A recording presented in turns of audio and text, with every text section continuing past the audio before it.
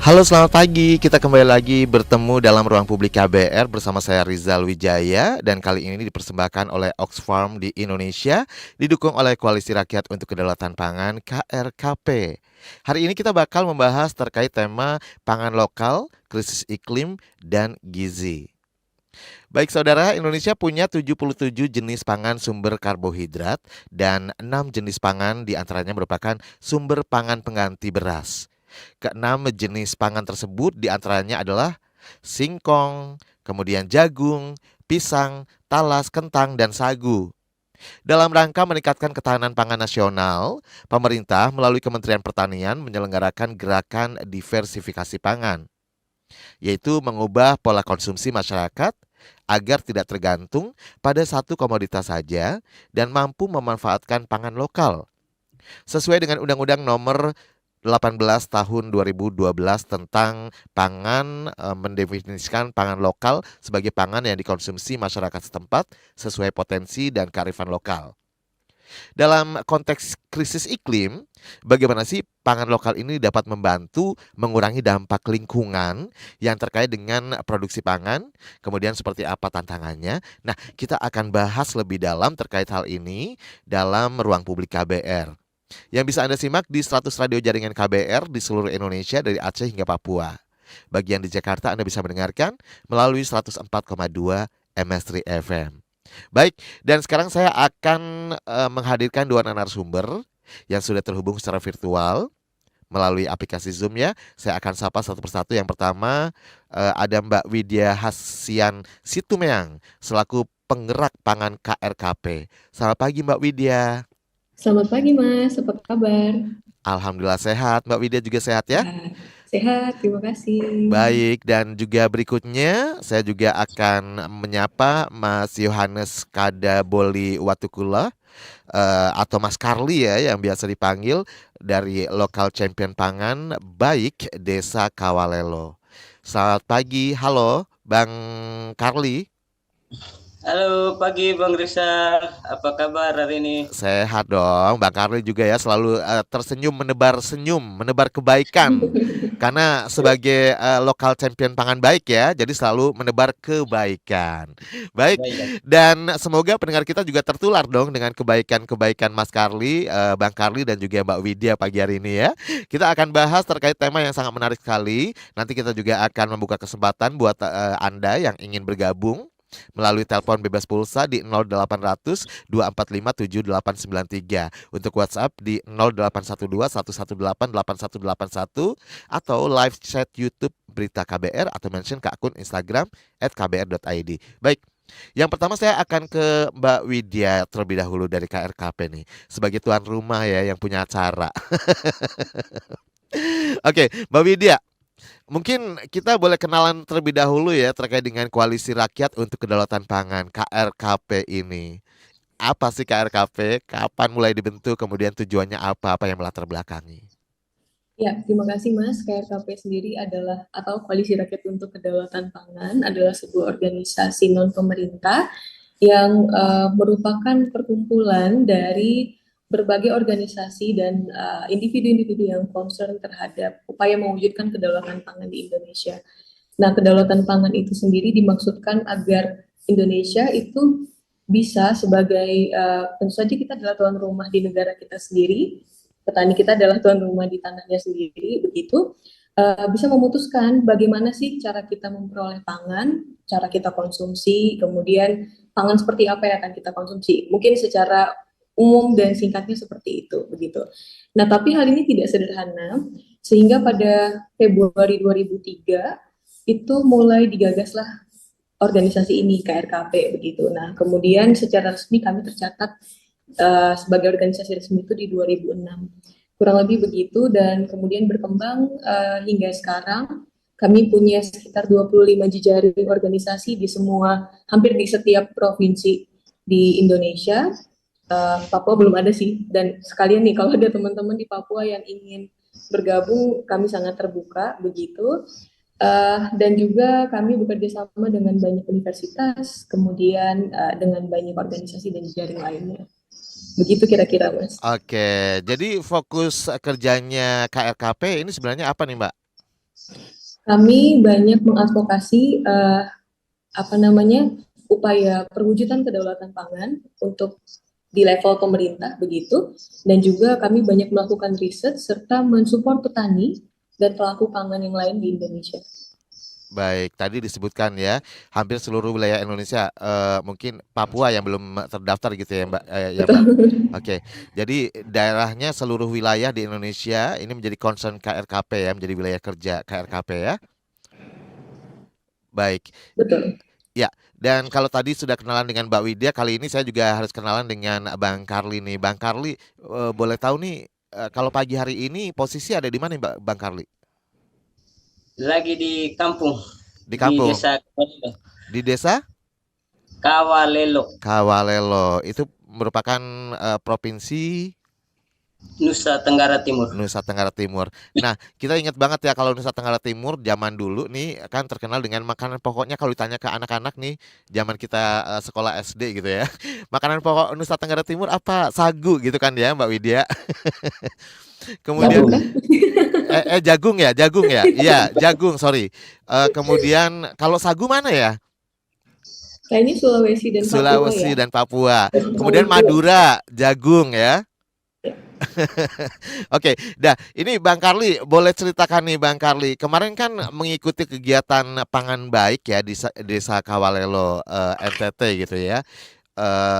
Mungkin boleh dikasih tahu terlebih dahulu nih Bang Karli ini hadir dari komunitas atau secara personal sendiri gitu mengikuti kegiatan pangan baik ini atau gimana? Eh, Baik, saya balik ya Kak pernyataannya.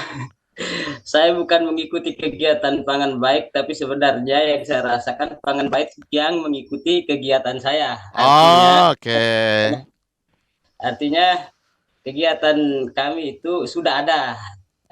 Kehadiran teman-teman pangan baik ini itu kayak jadi penyempurna begitu. Hmm, Yap. oke. Jadi kalau Sebenarnya kami memiliki teman-teman pangan baik hadir bawa pelengkapnya, begitulah. baik. Ini kegiatan pangan baik ini mungkin boleh diceritakan nih apa sebenarnya kegiatan pangan baik itu? Oke baik, kegiatan pangan baik ini artinya kita berangkat dari pangan baiknya sendiri, dari pengertian pangan baiknya sendiri. Jadi bagaimana kita mengidentifikasi apa yang masalah pangan yang terjadi di desa kita, di desa saya, sama teman-teman yang ada di Flores Timur di sini, tambah di Lembata. Kemudian bagaimana menemukan masalah di desa itu, kemudian apa yang harus kita lakukan begitu untuk keluar dari masalah-masalah itu sebenarnya. Fokusnya ke situ. Oke, kalau berdasarkan dari pantauan Bang Karli nih, permasalahannya apa nih Bang Karli kan yang bersentuhan langsung gitu ya? Ya, Yang paling krusial deh. kalau di desa saya ini Kak, ini yang satu yang kita tidak bisa hindari sama sekali ya masalah gagal panen. Itu karena eh, curah hujan yang tidak menentu lagi, musim sudah tidak bisa diprediksi lagi, jadwal tanamnya bagaimana kita sudah tidak bisa tahu lagi kayak dulu. Dulu kan pas gitu. Dari bulan sekian musim hujan, sekarang sudah tidak bisa lagi. Nggak bisa ditebak ya? Terus di desa saya juga airnya juga nomor satu, krusial airnya. Hmm. Jadi ya fokus kegiatan kami di sini juga termasuk itu konservasi mata air. Oke, baik. Nah, apa nih yang kakak-kakak lakukan bersama rekan-rekan di sana dalam kegiatan pangan baik, termasuk dalam mencari solusi dari permasalahan yang tadi sudah disebutkan? Halo Oke Bang baik. Karli. Eh, jadi kayak kita mengidentifikasi begini Kak. Eh, yang kita temukan di desa kita ini, saya lepas dari konservasi dulu, saya cerita sedikit tentang apa masalah yang kami temukan di desa saya terkait pangan lokalnya di sini. Itu kita di sini hampir 5 tahun belakangan ini, 5 tahun sampai 10 belakang ini, hampir dibilang gagal panennya lebih tinggi dibanding yang berhasil. Kenapa? Eh, Ketika datang musim hujan itu orang rame-rame tanam, tapi pas tumbuh hilang hujannya. Jadi kita benar-benar bergantung pada hujan sih sebenarnya kita. Jadi kita tidak bisa buat banyak kalau soal tergantung dari iklim atau perubahan cuaca ini, kita tidak bisa buat banyak sama sekali. Kita tidak bisa minta hujan, kita tidak duduk berdoa dan Tuhan kasih kami hujan, tidak. Eh, Salah satu upaya yang kami lakukan adalah mencari solusi, ada tanaman-tanaman bahan lokal itu yang bisa menyesuaikan dengan perubahan iklim ini, dengan curah-curah hujan ini. Misalnya ada tanaman sorghum yang tidak banyak membutuhkan air. Jadi sekali tanam yang penting dia tumbuh dan sudah selesai. Gitu. Tidak butuh banyak air begitu. Baik. Untuk sampai pada proses panennya. Jadi solusi yang sementara kita temukan untuk pengganti padi dan jagung di sini, kita kan gagal terus. Oke. Karena campur sama hujan. Jadi sekarang diganti dengan sorghum ya, yang tidak perlu banyak air. Ubi-ubian yang lumayan lah, masih bisa bertahan terhadap ini situasi perubahan iklim ini. Oke, sorghum dan ubi-ubian. Baik, sekarang saya ke Mbak Widya. Mbak Widya, ini kan permasalahan yang dihadapi tentunya ini yang tercapture sekarang adalah dari NTT gitu ya, dari desa Kawalelo, desanya Bang Karli. Belum lagi daerah-daerah lain pasti mempunyai permasalahan yang berbeda lagi ya kan. Nah, Betul. bagaimana di KRKP berkontribusi dalam hal ini? Iya, KRKP biasanya melakukan riset terlebih dahulu sebagai basic begitu, karena kami yakin bahwa setiap komunitas di setiap daerah itu punya sistem pangan yang terlebih dahulu sudah ada, diwariskan oleh nenek moyang, dan kami yakin itu sebetulnya yang lebih berkelanjutan, dalam artian itu sudah teruji bertahun-tahun, tapi kemudian atas nama pembangunan mungkin diubah di tengah jalan. Maka untuk itu KRKP melakukan studi kembali, dan studi ini bukan seperti studi independen gitu ya. Kami melakukannya bersama dengan komunitas, sehingga betul-betul komunitas juga mengingat kembali apa yang sudah pernah dilakukan praktek baik untuk memproduksi, mengkonsumsi, mendistribusikan pangan, menyimpan pangan, begitu, mengolah pangan di lokasi masing-masing. Sekalian kita belajar bersama, begitu. Nah, upaya ini kemudian kami bantu formulasikan dalam bentuk yang mungkin lebih mudah untuk dicerna banyak orang, dan kemudian kami sampaikan juga ke pihak-pihak yang punya kekuatan atau misalnya punya power begitu, supaya sistem itu tidak mati dan hilang, karena memang sudah terbukti tuh dari zaman dulu nenek moyang kita hidup dan baik-baik saja dengan sistem seperti itu. Maka pesan tersebut kemudian kami sampaikan kepada pemerintah daerah, pemerintah desa dulu biasanya di level yang paling kecil, naik ke pemerintah daerah, kemudian di level nasional juga kita sampaikan kepada pemerintah, sehingga program yang ada itu bisa disinergikan dengan bagaimana situasi real di lapangan. Kami yakin pemerintah punya banyak inisiatif dan berupaya keras juga untuk memenuhi pangan, membantu pemenuhan pangan di setiap daerah.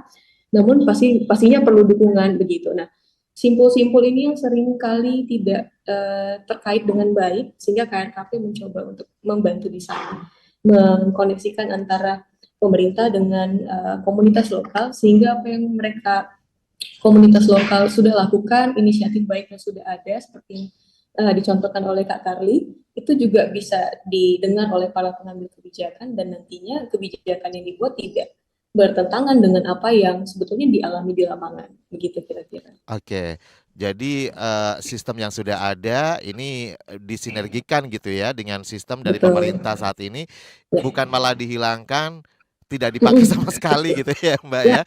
Karena tadi seperti disebutkan bahwa pendahulu-pendahulu kita juga baik-baik saja dengan sistem yang sampai sekarang masih dipakai gitu ya.